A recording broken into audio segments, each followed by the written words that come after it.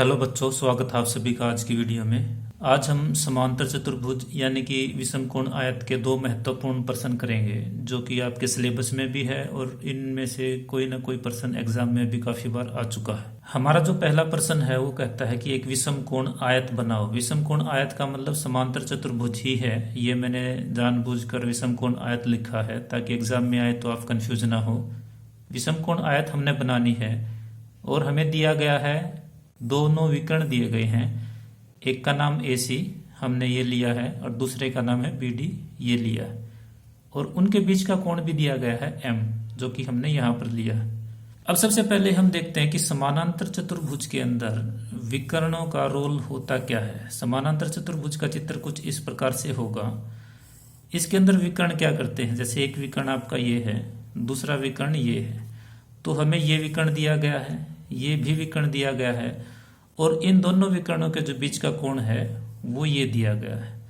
तो सबसे पहली बात तो ये है कि ये दोनों विकर्ण एक दूसरे का आधा करते हैं, तो वही काम हम यहाँ पर करेंगे। एक विकर्ण लेंगे, उसका आधा करेंगे, और ये जो मध्य बिंदु होता है यहाँ पर हमने ये कोण बनाना है।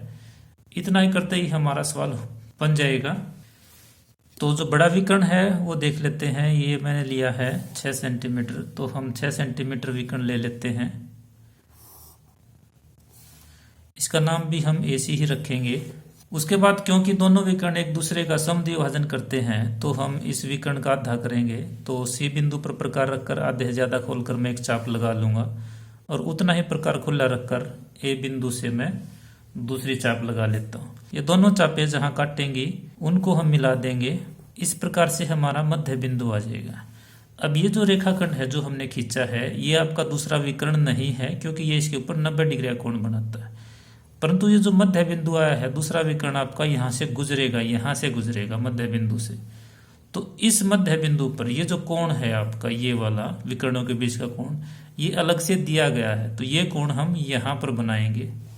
कोण के समान कोण बनाने का तरीका सभी बच्चों को आता होगा। सबसे पहले हम M कोण पर एक चाप लगाते हैं, उतना ही प्रकार खुला रखेंगे और O बिंदु पर रखकर हम ये चाप लगाएंगे। अब इस कोण को हम देखेंगे कितना है, ये उतना ही प्रकार हमने खोलना है, और ये जो चाप हमने लगाई थी इसको काट लेंगे। इस बिंदु को हम O से मिला देंगे और आगे बढ़ा देंगे। ये आपका दूसरा विकर्ण है।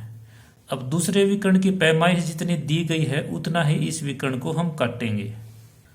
दूसरा विकर्ण मैंने लिया है 4 सेंटीमीटर, तो हम क्या करेंगे, इसका आधा खोल लेंगे, 4 का आधा 2 सेंटीमीटर प्रकार खोल लेंगे, और 2 सेंटीमीटर इसको ऊपर काटेंगे और 2 ही सेंटीमीटर इसको नीचे काटेंगे।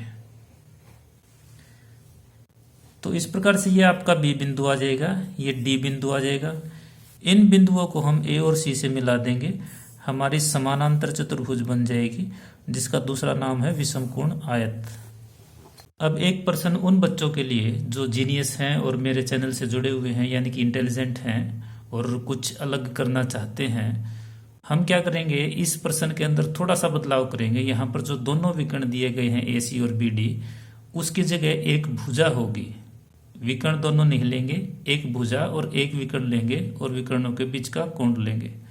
तो रकम कुछ इस तरह से होगी, एक विषमकोण आयत या समांतर चतुर्भुज बनाओ जिसकी एक भुजा A, एक विकर्ण BD और उनके बीच का कोण M के समान हो। इस प्रश्न को आप करके देख सकते हो। कोई प्रॉब्लम है तो कमेंट करके पूछ सकते हो, और अगर आप चाहेंगे तो मैं अलग से भी वीडियो बना सकता हूँ। अब अगला प्रश्न देख लेते हैं। अगले प्रश्न में हमें समांतर चतुर्भुज ही बनानी है। अब हमारे पास भुजा है और दोनों विकर्ण है, एक AC और एक BD। तो हम भुजा ले चुके हैं और दोनों विकर्ण भी ले चुके हैं। तो यहाँ भी हम देखते हैं कि विकर्ण और भुजा का क्या खेल होता है। इसी के अनुसार चलेंगे हम, आसान ही है। हमारे पास दोनों विकर्ण है तो एक विकर्ण लेंगे, उसका आधा करेंगे, और हमारे पास अब की बार ये कोण नहीं है, यानी कि विकर्णों के बीच का कोण नहीं है। तो अब कैसे करेंगे इस प्रश्न को। सबसे पहले हमने एक दोनों में से एक विकर्ण मैंने 5.5 सेंटीमीटर लिया है, मैं इसको ले लेता हूं। इसका नाम भी AC ही रख लेते हैं और इसका आधा कर लेते हैं। पहले A बिंदु पर प्रकार रखेंगे, आधे से ज्यादा खोल लेंगे और एक चाप लगाएंगे, उतना ही खुला रखकर ए बिंदु से हम दूसरी चाप लगा लेते हैं। ये दोनों चापें जहाँ काटेंगी उनको मिला लेंगे। ये सारा काम बिंदुदार ही होगा। अब जैसे इसके अंदर था कि मध्य बिंदु हमारे पास आ चुका था, तो हमने मध्य बिंदु पर बीच का कोण बना दिया था, तो दूसरे विकर्ण की लाइन हमारे पास आ गई थी। परंतु यहाँ पर मध्य बिंदु तो आ गया, परंतु दूसरे विकर्ण, दोनों विकर्णों के बीच का कोण नहीं है, दूसरा विकर्ण ही हमें दे दिया। अब इस विकर्ण का हम क्या करें? तो सबसे पहले हम इस विकर्ण को देख लेते हैं कि ये है कितना। ये 4 सेंटीमीटर है। हमने 2 सेंटीमीटर प्रकार खोलना है और मध्य बिंदु पर रखकर एक वृत्त लगा लेना है। अब अगर आप सोचते हो कि ये वृत्त हमने क्यों खींचा, तो कारण बिल्कुल सिंपल सा है, क्योंकि ये जो दूसरा विकर्ण है ये 4 सेंटीमीटर का था और हमने इसके आधे के बराबर यानी कि 2 सेंटीमीटर प्रकार खोलकर ये वृत्त लगाया है।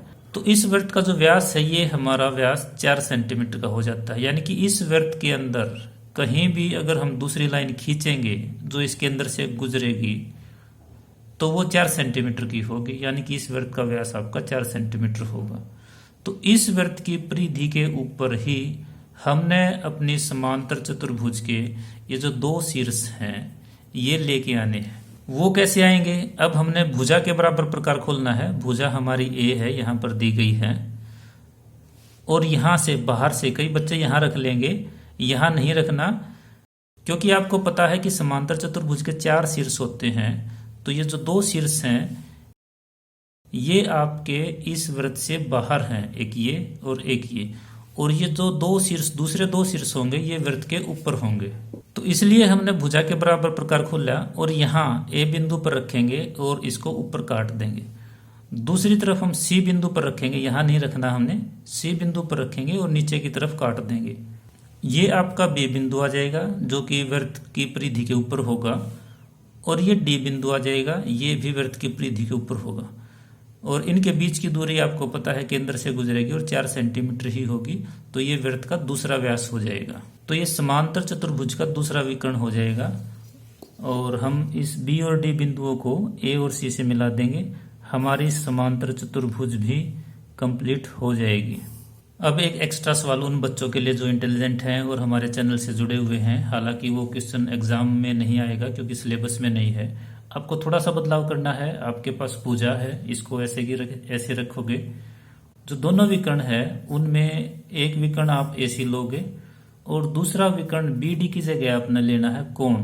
इसकी रकम कुछ इस प्रकार से होगी। एक समांतर चतुर्भुज बनाओ जिसकी भुजा A, विकर्ण की लंबाई AC, वह कोण M के समान हो। तो एक आपको भुजा दी गई है, एक ये कोण दिया गया है, और दूसरा आपको ये विकर्ण दिया गया है। इस सवाल को आप करके देख सकते हो कैसे करोगे। हिंट मैं थोड़ा सा दे देता हूं। ये जो कोण होता है, अब क्योंकि ये भुजा और ये भुजा समानांतर होती है, तो अगर इसको आप आगे बढ़ाते हो इस तरह से, तो ये जो बाहर का कोण होगा ये इसी के समान होगा। इतनी सी हिंट से मुझे लगता है कि आप इस सवाल को आसानी से कर सकते हैं। फिर भी अगर कोई डाउट है आपको तो आप कमेंट करके पूछ सकते हैं। उम्मीद करता हूं आज के ये सवाल आपको समझ में आए होंगे। आज की वीडियो में इतना ही। अगर आपको वीडियो पसंद आई है तो लाइक करें और साथ में अपने दोस्तों को जरूर शेयर करें ताकि वो भी इसका लाभ उठा सकें। आज की वीडियो में इतना ही। अगली वीडियो में फिर मिलेंगे। धन्यवाद।